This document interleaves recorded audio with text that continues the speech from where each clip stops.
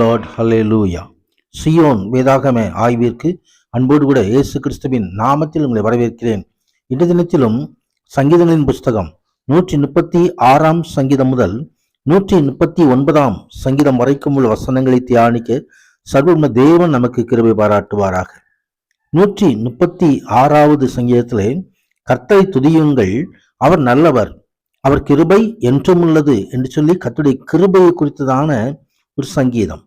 கர்த்தர் மகிமை உண்டாகும். தேவனை நாம் துதிக்க வேண்டும். அவருடைய கிருபைக்காய் எந்தெந்த காரியங்களுக்காக அவருடைய கிருபை நமக்கு கிடைத்திருக்கிறது.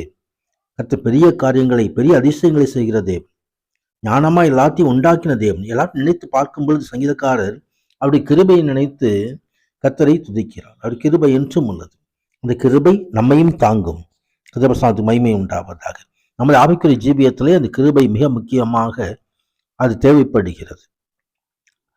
பவுல் அப்போஸ்தலருக்கு என் கிருபை உனக்கு போதும், உன் பலவீனத்தில் என் பலன் பூர்ணமாய் விளங்கும் என்று கர்த்தர் சொன்னார். கர்த்தர் மகிமை உண்டு.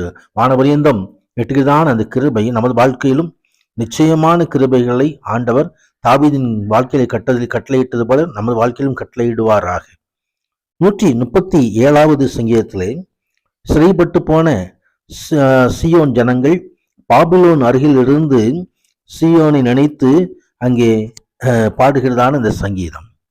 அங்கே இருக்கிறதான ஜனங்கள் சீவனின் கீதங்களை பாடும்படி கேட்ட பொழுது, அந்நிய தேசத்தில் நாங்கள் பாடுவது எப்படி என்று சொல்லி அவர்கள் அந்த தேசத்திலே பாபிலோனிலே அவர்கள் துக்கித்து அவர்கள் அந்த பழைய நாட்களெல்லாம் நினைத்து பார்த்து புலம்புகிறதான ஒரு சங்கீதம். சமயமே உண்டாவதாக. ஆம், ஆண்டவராகிய தேவன் புலம்பலை மாற்றி அவர் கலிகூறுதலை உண்டு பண்ணுகிற தேவன்.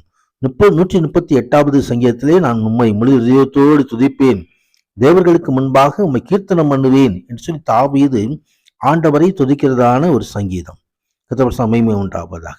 ஆம், பரிசுத்த ஆலயத்துக்கு நேராக நான் பணிந்து உமது கிருபை நிமித்தம், உமது உண்மை நிமித்தம் உமது நாமத்தை துதிப்பேன், சகல பிரஸ்தாபத்தை பார்க்கிலும் ஒரு வார்த்தையை நீர் மகிமைப்படுத்தியிருக்கிறீர் என்று சொல்லி ஆண்டவரை நோக்கி மகிமைப்படுத்துகிறதான ஒரு சங்கீதத்தை பார்க்கிறேன். கர்த்தர் உயர்ந்தவராய் இருந்தும் தாழ்ந்துள்ளவரை நோக்கி பார்க்கிறார், மேட்டுமையானவனையோ தூரத்திலிருந்து அறிகிறார்.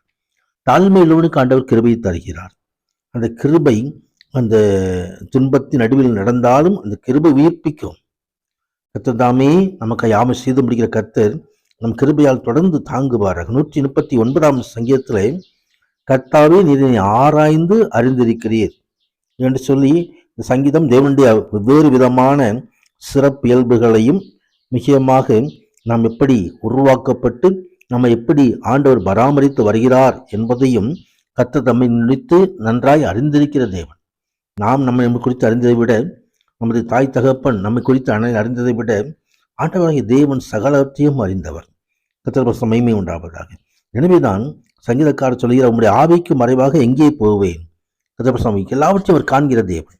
அந்த வேதனை உண்டாக்கும் வழி எண்ணத்தில் உண்டோ என்று சொல்லி பார்த்து நித்திய வழியிலே நடத்தும் என்று சொல்லி தன்னை கடைசியிலே அந்த தாவீது தன்னை ஆண்டவருடைய சமூகத்தில் ஒப்புக் கொடுக்கிறதை பார்க்கிறோம். நாமும் கூட ஆண்டவருடைய கிருபையை நினைத்து, ஆண்டவர் நடத்துகிற விதங்களை நினைத்து, கர்த்தருடைய அதிசயங்களை நினைத்து ஒப்புக் கொடுப்போம். உன்னதரான தேவன் மகிமையான ஆசீர்வாதங்கள் இன்றைய நாளிலே நமக்கு அருளி செய்வாராக. பரிசுத்த நாமத்துக்கு மகிமை உண்டாவதாக. ஆமீன், ஆமீன்.